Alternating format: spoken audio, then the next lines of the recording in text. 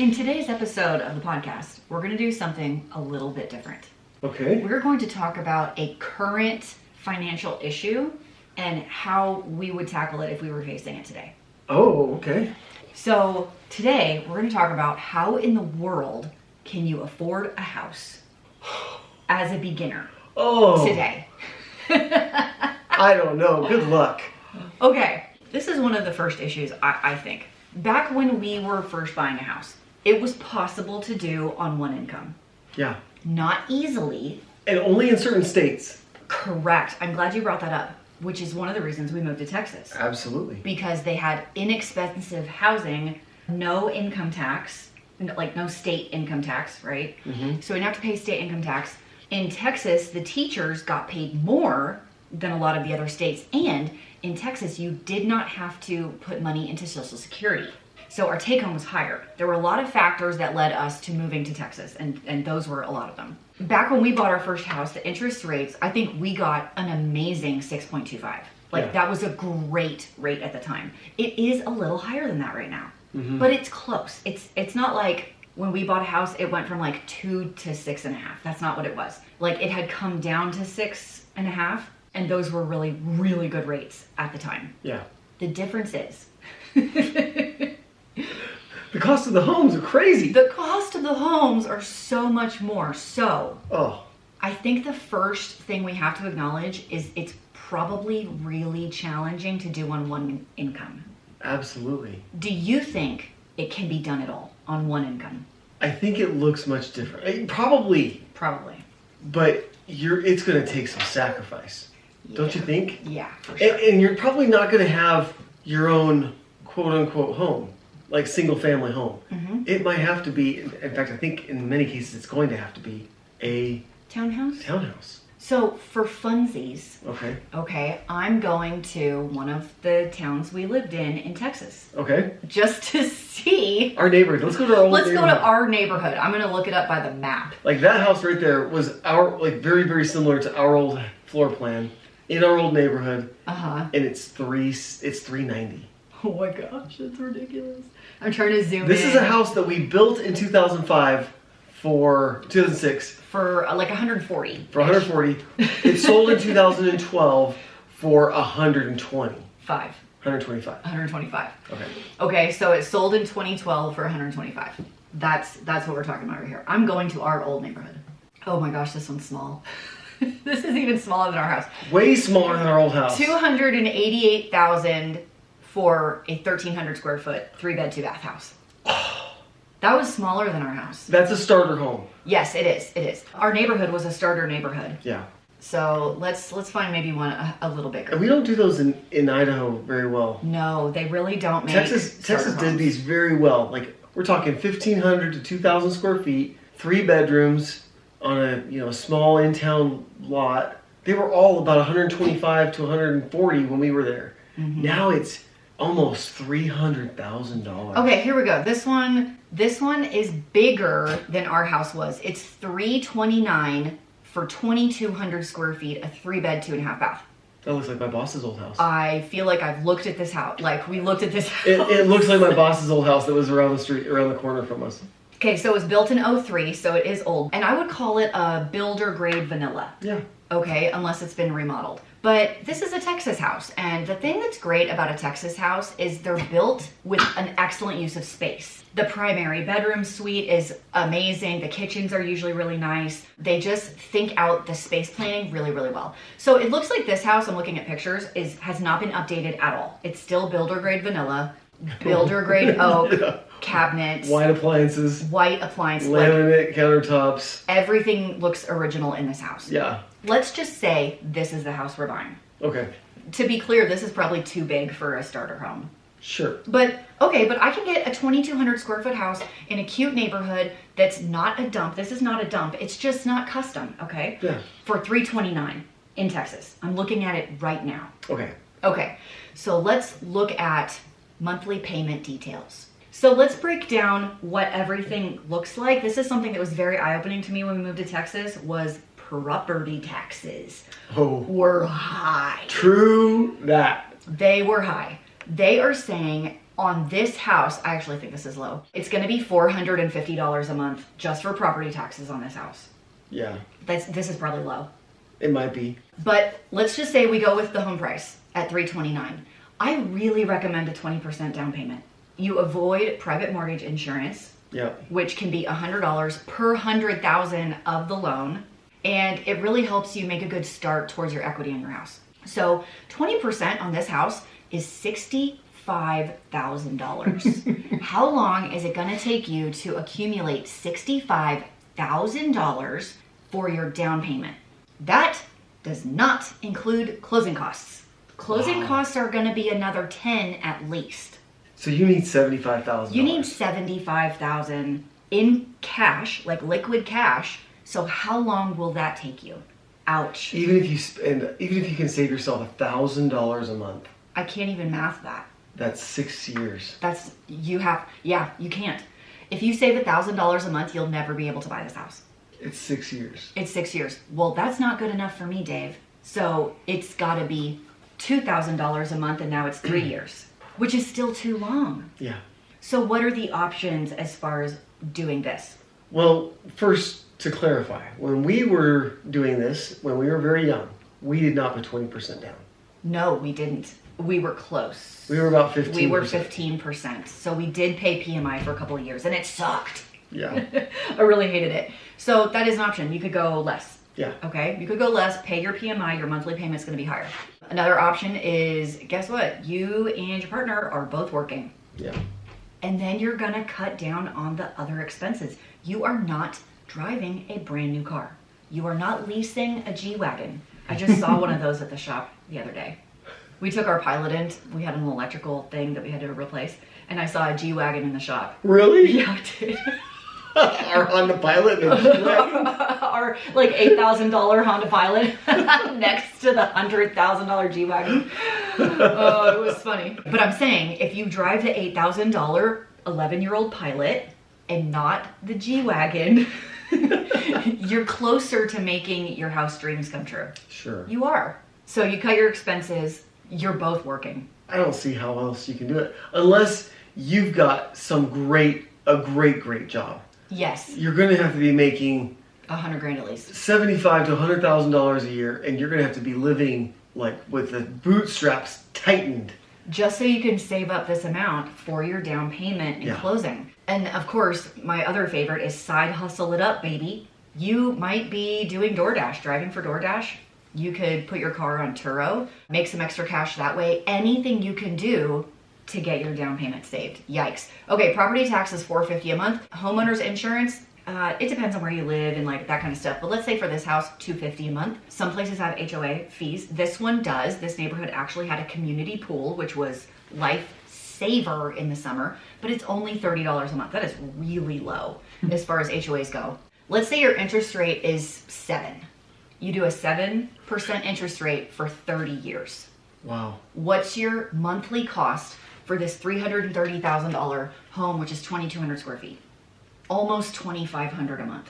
So how does $2,500 a month break down in your take home? Well, first of all, we like to keep our house payment at 1/4 of our income. Correct. Or less. Correct. In many cases, I've seen in today's economy, I've seen people do 1/3 of their household income, sometimes even 1/2. And that just makes me cringe thinking about how much your house is taking out of your monthly expenses. The only way half works is if you're very high income. That's the only way that works. Right. Because your numbers are so big. If you make $5,000 a month and you put 50% of it onto your house, you will be house poor. Like you can't do Okay, your so let's go on the high end. Let's say this is going to be 30% of your income. Okay. Your bare minimum income at this point has to be $7,500. $7,500 a month. You have to take home $7,500 a month to afford a $330,000 house in Texas with 20% down. Like there's some truth for you. Like Christine, that makes me really, really upset. Yes. Like if that doesn't tell me, I feel like we're killing the middle class and all of these young couples that are trying to make it. Like no wonder they don't want to work because it's impossible. They've got to be making way more money to be able to afford a stupid little house. Stupid little house. Okay, let's pick a different option.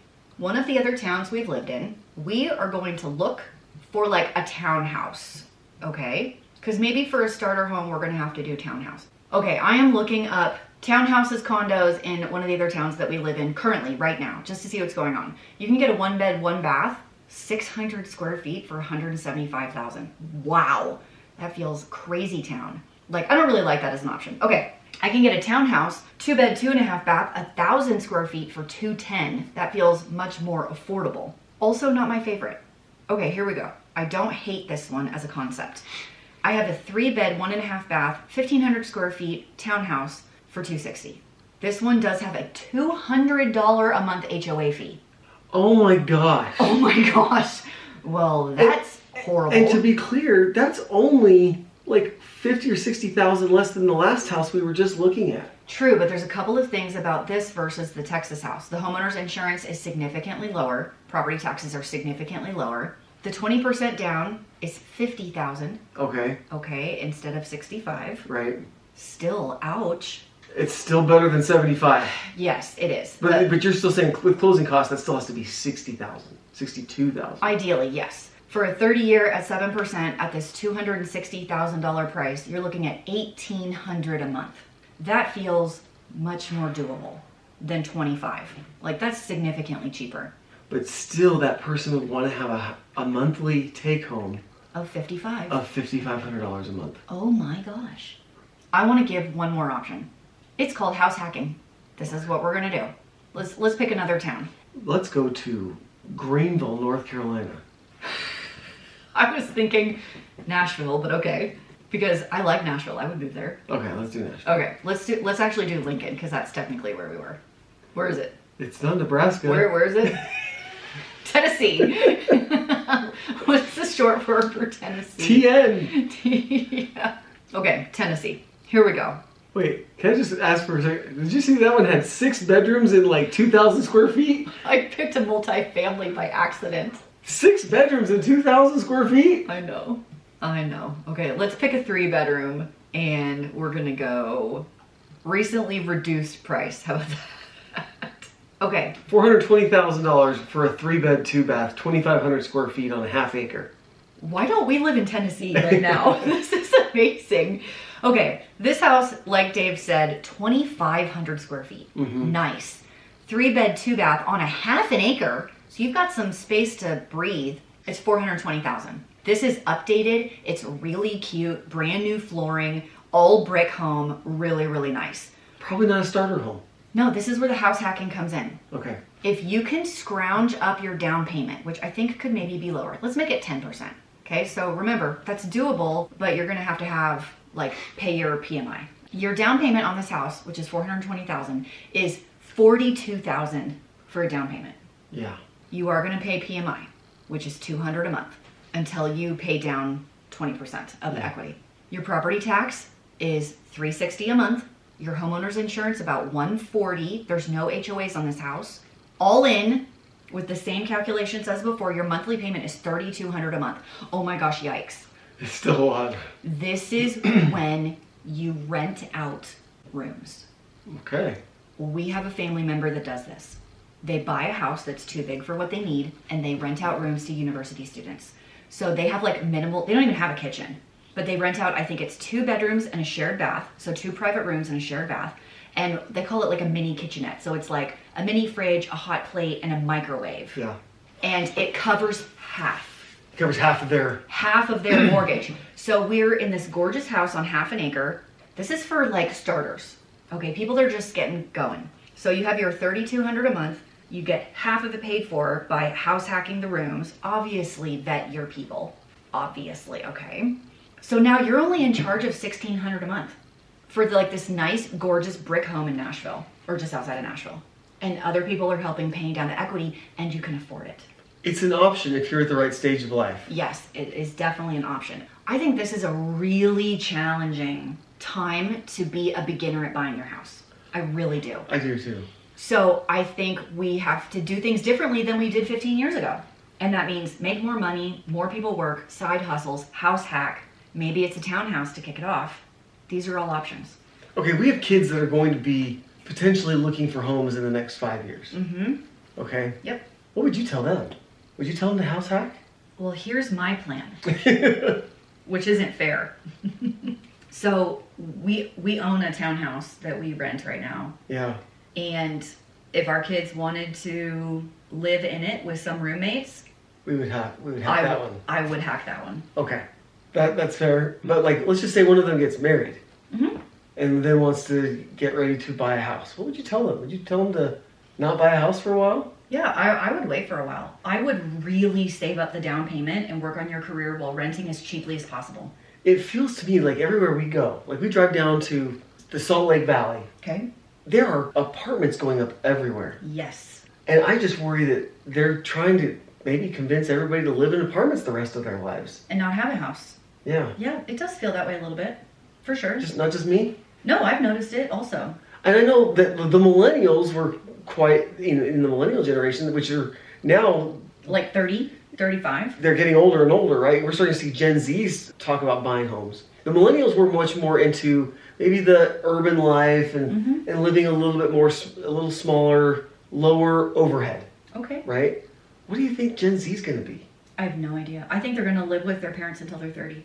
Like, you think it's going to be millennials times 10? I just don't see how else they can afford it. I don't know. I really worry how our own kids are going to be able to afford homes. I wanted to talk about this topic because I think it's important for right now. It's important for the times right now. So I would love to hear from you guys in a review if you are listening on podcast, or in the comments if you're watching the video version on YouTube.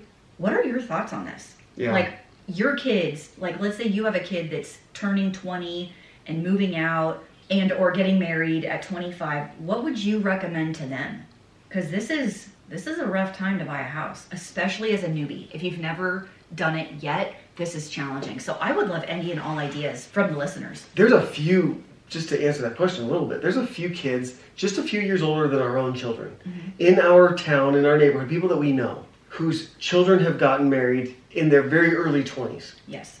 Almost all of them living at home. Did you know that? I didn't know that. Almost all of them living at home. So you're saying the parents moved, got a different house, and is letting their married kids live in their older house. Interesting. There's others, though, that I know that the married couples are living, like we have other friends in other towns, other states, their married children are all moving back in.